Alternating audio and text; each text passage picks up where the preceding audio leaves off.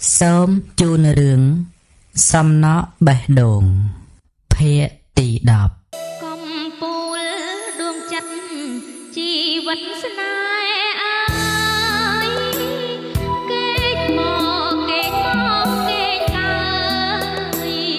ខ្នល់ខ្នើយកើយភ្លឺពុំងារងចាប់ដៃមនោយុទ្ធដោយក្តុកក្តួលខ្យល់ជំនួបក់មកទៅសៀយុទ្ធជ្រុងសក់ញញឹមចម្រងវិចារតិចស្នេហាពិតមិនមែនជាបញ្ហាសម្រាប់ជីវិតដ៏ថ្នាក់នេះទេយុទ្ធខ្ញុំសុំតែអូនរីស្រឡាញ់ស្មោះស្ម័គ្រនិងសេចក្តីសុខផ្ទាល់យល់ចិត្តគ្នានឹងគ្នាព្រោះតែរឿងនេះហើយដែលនាងតូចចិត្តកាលមុននោះខ្ញុំចង់ជួបជាមួយអូនរីដោយផ្ទាល់ដើម្បីបញ្ជាក់ពីក្តីស្រឡាញ់ដ៏ស្មោះត្រង់របស់ខ្ញុំចំពោះនាង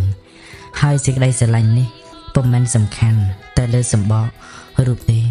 វាមានដួងព្រលឹងបរិសុទ្ធគូផ្សំដែរមនោយុទ្ធអបមិត្តដោយរំភើបរងអញនៅតែពេញចិត្តនឹងអាណិតបងស្រីខ្ញុំទៀតគេសាយព្រមគ្នាមនោរីចេញពីហាងលក់កណាត់ឡានរបស់ចម្រងមកឈប់ងក់ក្បែរខ្លួននាងស្រីឈ្ងក់មុខជ្រុបរីអនុញ្ញាតឲ្យបងជូនទៅផ្ទះបានទេនាងល្អយកកន្ត្រកក៏ព្រមឡើងជិះឡានជាមួយគេចម្រងបាត់ឡានសម្ដៅអូតែនសុខាមនោរីងើបមើលមុខគេត្រង់ភ្ញាក់កំឡោះសាច់ញញឹមបងចង់និយាយជាមួយអូនច្រើនទៅមកទីនេះកុំបារម្ភរងពុំមែនជាប្រុសព្រានទេអូនមនោរីមានតែទឹករលកទេដែលស្គាល់ឆ្នេរខ្សាច់ច្បាស់មានតែប្រច័ណ្ឌទេដែលយល់ដួងតារាហើយមានតែចិត្តស្មោះត្រង់ទើបយល់ន័យរបស់ស្នេហាពិតចម្រុងស្រឡាញ់អូនគេចាប់ស្មាស្រីជាប់ឆោតឡានក្រំដើមដូងហើយបងមិនរំលឹកពីរឿងដែលកន្លងនោះទេបងសូមឲ្យអូនព្រមរៀបការនឹងបងហើយយើងចាប់ដៃគ្នាយ៉ាងសុខសាន្តសម្រាប់ជីវិតយុទ្ធប្រាប់បងអស់ហើយបងនៅតែទន្ទិញពាក្យថាស្នេហ៍អមតៈគឺស្ថិតនៅលើដួងព្រលឹងបើស្រឡាញ់តែរូបកាយទេដែលមានប្រពន្ធមានកូនអាយុជ្រេបងសម្រស់ច្បាស់ជាឈប់ស្រឡាញ់បើស្រឡាញ់ដួងចិត្តព្រលឹងបរិសុទ្ធគឺអស់កាលជានិច្ចណាអូនមនោរីនិយាយលែងចេញបែរជាយំទៅវិញកំឡោះត្រេកអរណាស់ក្រសោបកាយស្រីផ្ដាត់ទឹកភ្នែកឲ្យរីអូនយំមកអស់ចិត្តចុះយំលៀងជំនះវិបត្តិនឹងទៅព្រួយបន្ទាប់មកអូនត្រូវសើចសម្លឹងមើលអនាគតដ៏សែនសុខដុមរមនារបស់យើងញញឹមមកអូននរៈអបថាភៈដល់សគុតសគុំរបស់មនោរីនាងអៀនពេកច្រានគេចេញអស់ទំហឹងប្រយ័ត្នគេឃើញលែងអូនទៅនាងវិចារទាំងក្រហមថ្ពាល់ទោះបីនាងមិនមែនក្រមុំក្តីក៏ស្រីនៅតែអៀនចំពោះនាយដែរធីតាវទៀងតិចបានហើយបងទៅផ្ទះយើងវិញចម្រុងដៃរពឹសអង្អែផ្លូវគេព្រមរៀបការឬនៅចាព្រមអីព្រមហើយកំឡោះលើកនាងក្រោកឡើងចង្អុលទៅសัตว์រំពេអូនមើលណោះសัตว์រំពេមួយគូនេះខំផ្អៀងផ្អងមើលយើងហាក់ចង់ឲ្យយើងបានរៀបការនឹងគ្នាក្នុងពេលឆាប់នេះណាមនោរីអស់សំណើចរំពេនិយាយឬក៏បេះដូងបងនិយាយបងថាបទៀតឥឡូវហើយគេបើឡានមកដល់ចំណោតនរៈលើកដៃមកខាងអែលសក់ស្រីរីយ៉ាទីនេះហើយដែលបងបានណែបនឹកអូនជាលើកដំបូងពេលនោះខ្លួនបងហាក់ដូចជាហោះហើរនៅលើវេហាអញ្ចឹងអូនមិនជឿទេបើមិនជឿស្ដាប់ចង្វាក់បេះដូងបងមើលទៅគេចាប់ដៃស្រីបណ្ដោយចិត្តដាក់ផ្អើកនឹងទ្រូងពេលអ្នកទាំងពីរត្រឡប់មកផ្ទះវិញក្រោយពីឪពុកម្ដាយគេដឹងរឿងអស់ហើយលោកសោតក៏ចូលមកស្ដីដណ្ដឹងមនោរីហើយត្រូវរៀបការក្នុងខែក្រោយនេះយុទ្ធស្ពាយអបបារីដើរថតសម្រស់ឆ្នេរកែបយ៉ាងជក់ចិត្តចម្រុងរត់បដិញជាមួយមនោរីបែកទឹកសំពងមនោយុទ្ធលូតឆ្លងថ្មឲ្យឆ្ងាយពីពួកក្រមុំយេហាក់ដូចជានឹកឃើញរឿងមួយស្រីមុំមើលលេងជុំគ្នាដែរតែអ្នកស្ពាយអបបារីចុះពីលើសន្តាគារមុនគេដោយមិនចាប់ភ្លឹកបបូលយ៉ាងទេឯលោកដូចជាមិនឃើញមកងូតទឹកកំឡោះពិបាកសម្រេចចិត្តណាស់សម្លេងអង្វររបស់ចម្រុងលាន់ពេញក្នុងត្រចៀកគេកុំធ្វើនារីទន់ភ្លន់ម្នាក់អស់សង្ឃឹមនឹងជីវិតតណ្ហាយុទ្ធនាងស្រឡាញ់ឯងខ្លាំងណាស់យុទ្ធដឹងថាបងរីមិនបរិសុទ្ធនៅតែគេព្រមទទួលស្ទួយកតញ្ញូបងស្រីខ្ញុំចោះចំណែកខ្ញុំមុំខំតស៊ូលន់ទូហេតុអ្វីក៏ខ្ញុំតោះតែម្លេះបេះដូងរបស់ខ្ញុំស្ថិតនៅក្រៅទ្រូងទេដឹង ទោះយ៉ាងណាក៏ខ្ញុំមិនត្រូវសម្លាប់ចិត្តស្រី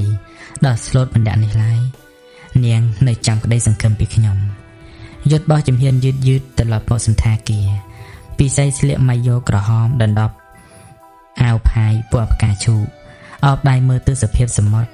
ខ្មែរពីយកមុខសន្តាគារដោយទឹកមុខស្រពោនប្រុស4នាក់លួចថតនាងពីក្រោមឡើងមកស្អាតណាស់ដែរពួកយើងនាំគ្នាថតទុកតាំងបន្ទប់វើទទួលយុទ្ធមកដល់ល្មមគេទះស្មាពួកនោះថាណែលោក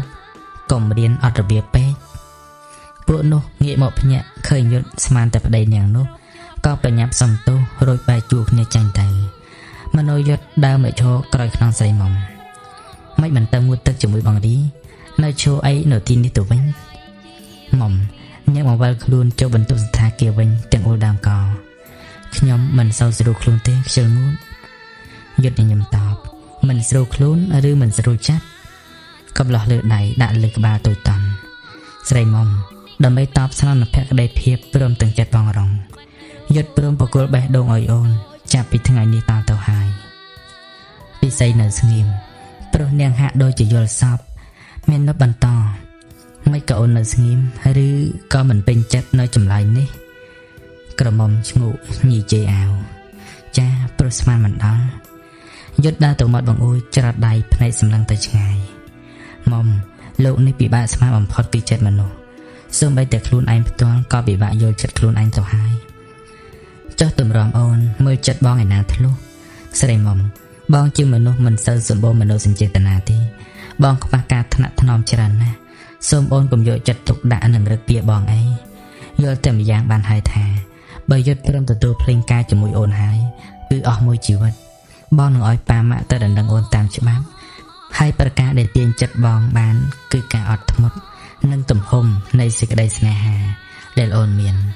ស្រីស្រស់រំភើបណាស់រត់ចូលក្នុងរង្វង់ដៃគេនៅនាលថ្ពាល់លើទ្រុងដល់ណែនហាប់របស់មាណពតោះយើងទៅមាត់សមុទ្រវិញកុំឲ្យបងរីបងអាបណាមនោយុទ្ធបណ្ដាស្រីមុំត្រសងចម្រុងកលេចឃើញធ្វើសញ្ញាដាក់មនោរី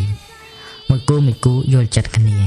ចាំមើលនរណាកសាងប្រទេសល្អជាងអ្នកណាមនោរីខំស្មាគូដណ្ដឹងក្រាប់ចម្រុងស្រែកយ៉ៃអ្នកមុំសួរថៃនឹងបងរងក្តាមកាច់ជើងបងទេអូនយុទ្ធផ្ទុះសំណើជាមួយមុំរួចនាំគ្នាចុះងូតទឹកយ៉ាងរីករាយលោកចំណូលពេញចិត្តណាស់ក្នុងការភ្ជាប់សាច់ឈាមជាមួយកូនពៅលូសូតហើយគេទាំងពីរនាក់ត្រូវបានរៀបការក្រោយចម្រង2ខែ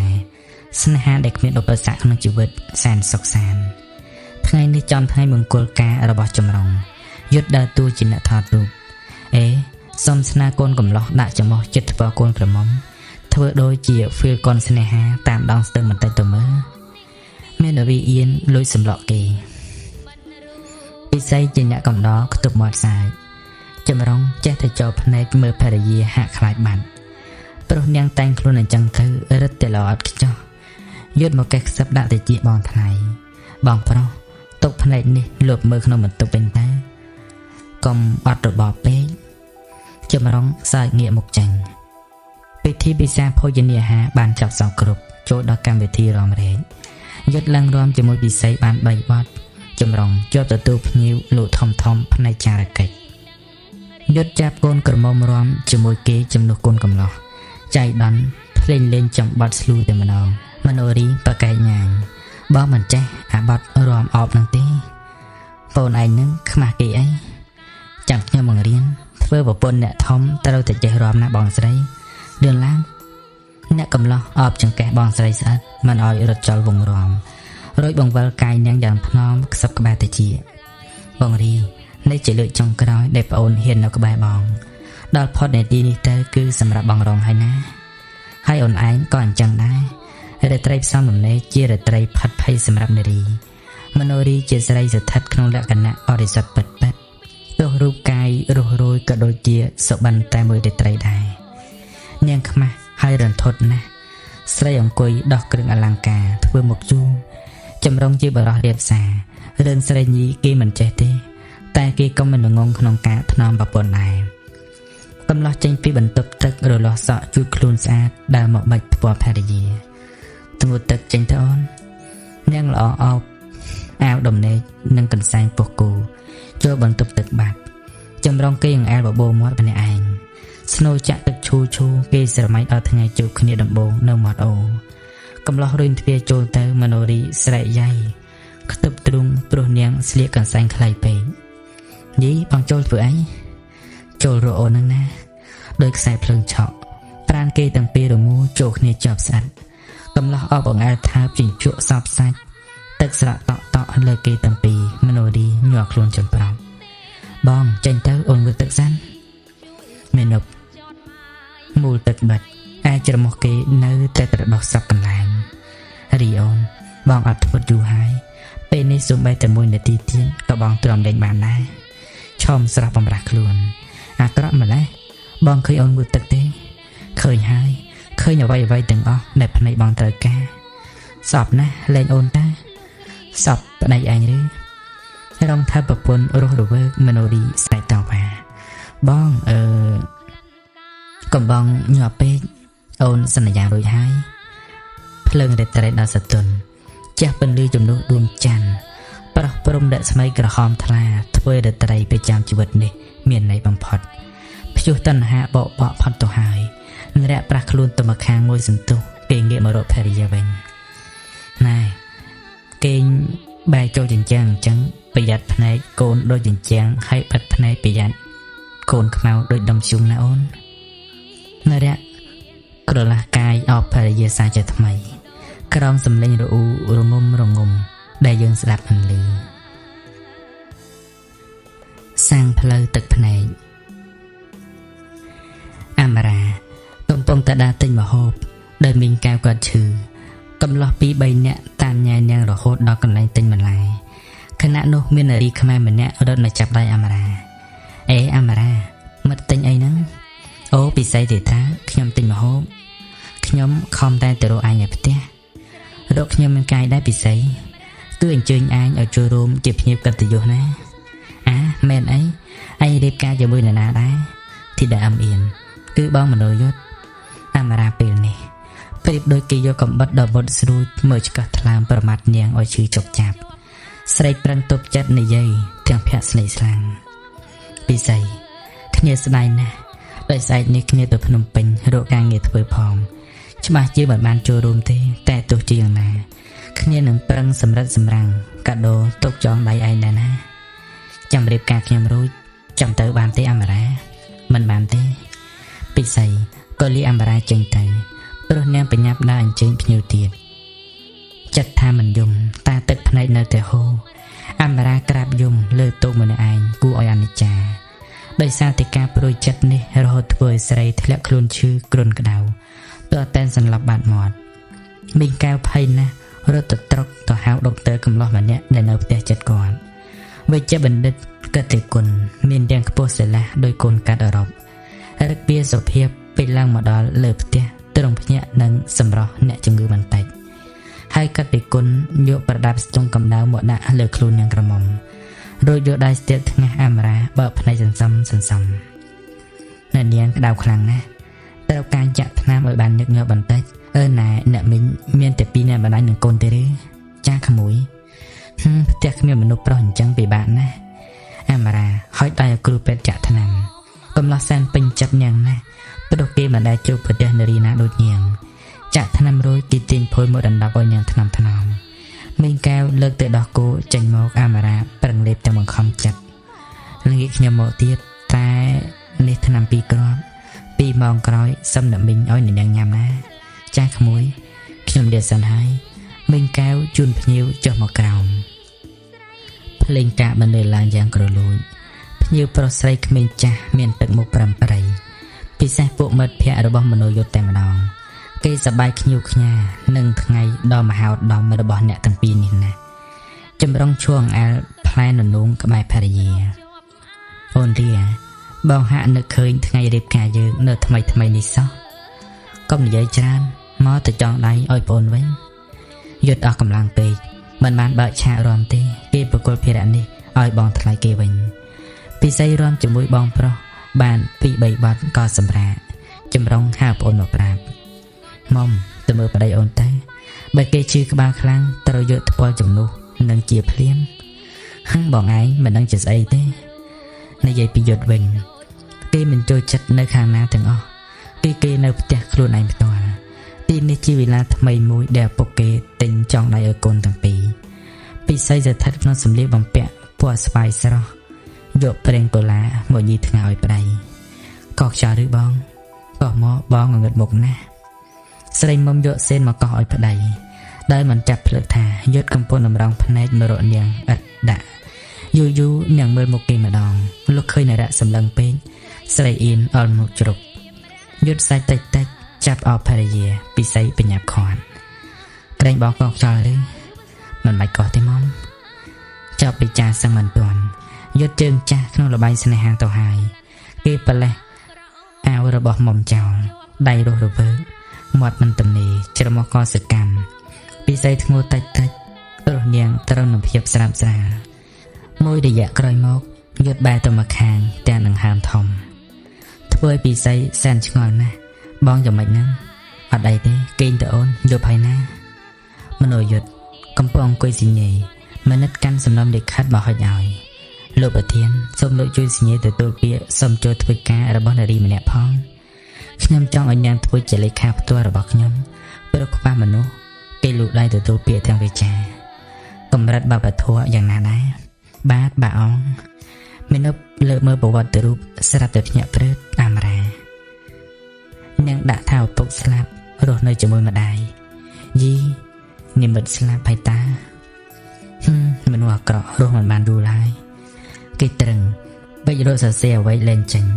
អារម្មណ៍នឹកភ្នក់ទៅដល់អាមរាមនិតដាច់ចិត្តសួរលោកមិនទទួលនាងទេឬអូទទួលអញ្ចឹងលោកទុកជាលេខាផ្ទាល់ខ្លួនទៅអរគុណមិនអីទេអាមរាមនឹកស្មានថាប្រធានសហគ្រាសជាមនោយុទ្ធឡើយស្រស់ស្រីរីករាយណាស់ដោយរកបានការងារធ្វើដូច្នេះព្រឹកនេះអាមរាត្រូវចូលបង្ហាញខ្លួននៅសហគ្រាសដែលមានការទទួលយ៉ាងរាក់ទាក់ពីមនិតណែនាំឲ្យនាងធ្វើការផ្សេងអាមរាមិនហ៊ាននិយាយស្ដីច្រើនទេធីតាឈ្ងុកមុខធ្វើកិច្ចការដោយផ្ចិតផ្ចង់តែពេលនាងងើបមុខឡើងចំមនិតឃើញគេកំពុងតែសម្លឹងទ្រូងរបស់នាងមានអវីក្តៅងុំដូចភ្លើងប៉ុន្តែនាងគ្រាន់តែលាក់ទុកក្នុងចិត្តប៉ុណ្ណោះព្រោះស្រីពិបាករកកន្លែងធ្វើការណាស់3ថ្ងៃគត់ដែលនាងមកធ្វើការនៅទីនេះនារីរោមការងារជាច្រើននាំគ្នាចំណែននិងសម្ផស្សរបស់អាមរាគេនាំគ្នាពេបចុះពេបឡើងនាងស្ទើរតែអត់បានដោយល្ងាចនេះមនិតបកគលការងារឲ្យច្រើនពេកនៅក្នុងសហគ្រាសគេចេញចង់ស្ងាត់អស់ទៅហើយមនិតដើរទៅជួក្បែរស្រីធ្វើមិនទាន់ទេឬមកខ្ញុំជួយខលនាងខ្លះចាំមិនអីទេរួចឥឡូវហើយមនិតជើងខលដាក់ដៃលើស្មាលេខាអាមរាអូនស្អាតណាស់ស្អាតរហូតធ្វើឲ្យបងគិតអ្វីលែងចេញអូននៅម្នាក់ឯងអញ្ចឹងយល់ល្អគួរតែរកគូអនាគតឲ្យហើយតាស្រីល្អស្ទុះងើបទាំងកំរោលខ្ញុំមកធ្វើការដើម្បីជីវភាពមិនមែនមកឲ្យលោកលក់លើនោះទេក្រមុំបាត់ដល់សេទុកឆក់ក្បោបចេញវិញតែមនិតចាប់ដៃជាប់ណែបញ្ញាប់ខឹងម្ល៉េះអូនបងនិយាយក្នុងបំណងល្អទេតាលែងដៃខ្ញុំទៅកន្លែងនេះជាកន្លែងធ្វើការលោកគួរតែរក្សារបៀបរៀបរយបន្តិចទៅមិនមែនជាសន្តាគារទេណាលោកពេលនោះមានសម្លេងក្អកក្រហាមខាងក្រៅមនិតស្គាល់ច្បាស់ជាសម្លេងលោកប្រធានក៏ប្រឡែងដៃនាងភ្លាមអាមរារលាស់ដៃរត់យ៉ាងលឿនមិនបានចាប់ភ្លើកអ្វីទាំងអស់ព្រឹកឡើងយុទ្ធហៅមនិតមកប្រាប់ឲ្យអាមរាចូលកន្លែងខ្ញុំហើយរាវីចូលទៅកន្លែងឯងវិញចុះលែងយ៉ាងណារក្សារបៀបរៀបរយបន្តិចកុំចាំបាច់ខ្ញុំពមៀនច្រើនមនិតឈ្មោះមុខត្រឡប់ទៅវិញបន្ទប់មនោយុទ្ធធ្វើការមានការរៀបចំយ៉ាងស្អាតគឺមានម៉ាស៊ីនត្រជាក់បង្អួចសត្វតែកញ្ចក់អាមរារុញទ្វារចូលមកចាប់ផ្ដើមវិអង្គុលលេខដោយមិនរវល់នឹងលោកប្រធានអ្វីឡើយមនោយុទ្ធរៀបការបាន2ខែមកហើយគេមិនដែលធ្វើអ្វីឲ្យពិសេសពិបាកចិត្តទេចេញពីធ្វើការគឺដល់ផ្ទះគ្រាន់តែអ្នកពុំសូវសម្បូរមនោសញ្ចេតនាញាស់ញោះនឹងភរិយាមានតែពិសេសទេដែលនាងនិយាយលេងនឹងគេច្រើនយុទ្ធផ្ដើមនិយាយដើម្បីកុំឲ្យមានបរិយាកាសអាប់អួរសួស្ដីអាមរាស្មានមិនដល់ឋាននិមិត្តឆាប់ស្លាប់ដល់ម្លឹងនាងជឿទេមនុស្សអាក្រក់ទោះខ្ញុំមិនកាត់ទោសក៏ជិះមិនផុតពីបាបកម្មដែរអាមរានាងភ្ញាក់ផងភ័យផងព្រោះនាងធ្លាប់ដឹងចិត្តយុទ្ធជ ជាព្រាននារីមកលើរូបនាងស្រាប់ហើយកុំបាញ់មកបញ្ជឿខ្ញុំមនុស្សអាក្រក់ដូចអ្នកឯងក៏រស់មិនបានយូរដែរយុទ្ធរាំងស្វាំងភ្នែកបន្តិចកុំប្រមាថជីវិតខ្ញុំណាអមរាត្រកូលអ្នកមានទោះធ្លាក់ខ្លួនដល់កម្រិតណាក៏នៅតែហំចិនដេចមែនមកពីខ្ញុំអាណិតហើយទេបឲ្យមកធ្វើការនៅទីនេះនោះអរគុណណាស់ដែលអ្នកចេះប្រាប់ពីអាណិតខ្ញុំមិនត្រូវការទេអ្នកឯងទាំងពីរសុទ្ធតែមានកម្រិតអាក្រក់ដូចគ្នាបើខ្ញុំដឹងថាទីនេះជាសត្រូវរបស់ខ្ញុំក៏មិនខ្ចីមកធ្វើការដែរយុទ្ធសែកស្ងួតណែអមរាខ្ញុំមិនសូវចូលចិត្តឲ្យស្រីដៀលទេណាអ្នកដែលអាក្រក់គឺជាអ្នកដើមហេតុឯខ្ញុំគ្រាន់តែជាជើងក្រោយប៉ុណ្ណោះរៀននិយាយពាក្យពីរោះបន្តិចទៅប្រយ័ត្នខ្ញុំត្រង់មិនបានអមរាស្រីអភ័ព្វងើដាំទ្រូងស្ទើរធ្លាយតែមិនអាចធ្វើអ្វីគីកាចស្រីក៏បោះក្តារចោលខ្ញុំខ្ពើមធ្វើការនៅកន្លែងនេះណាព្រានទុរិយុទោះអ្នកឯងខំរៀបរឹកពាយ៉ាងណាក៏មិនកំបាំងភ្នែកនារីណាដែលស្គាល់កាយាវព្រានឯងនោះឡើយមនោយុទ្ធហក់មកចាប់កន្ត្រាក់ស្មានយ៉ាងអង្វរអមរាឲ្យលំមណានាងច្រានគេចេញតែច្រានហាក់នៅនឹងថ្កល់ដដាលក្រែងនាងថាមិនខ្លាចខ្ញុំទេឬបញ្ញាប់តណាណាបន្ទប់នេះសុទ្ធតែកញ្ចក់បាំងវាំងនួនចិត្តទោះអមរាប្រឹងស្រែកយ៉ាងណាក៏មិនឮសំឡេងដល់ខាងក្រៅដែរស្រីល្អញ័រចម្ប្រប់នឹកឃើញដល់ពេលដែលគេញក់ញីនាងមនោយុទ្ធគ្មានអំណងទេដំបងតែដល់ប្រទះសម្រស់កំពូលដែលអ្នកធ្លាប់បានផ្ដេចផ្ដិតពេញអារម្មណ៍មាននៅអបស្រីបដូរទៅលើសាឡុងទទួលភ្ញៀវក្បែរទឹកសរសេរដៃម្ខាងរឹតវាំងនូនឲ្យចិត្តដៃម្ខាងអែលទូនាងទាំងវិចា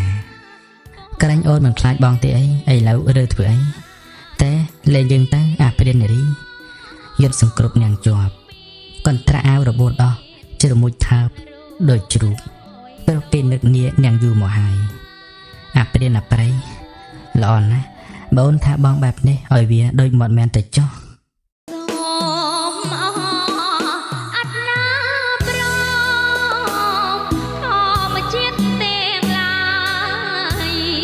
ជួយចាំចតម៉ាយថ្ងៃសុខ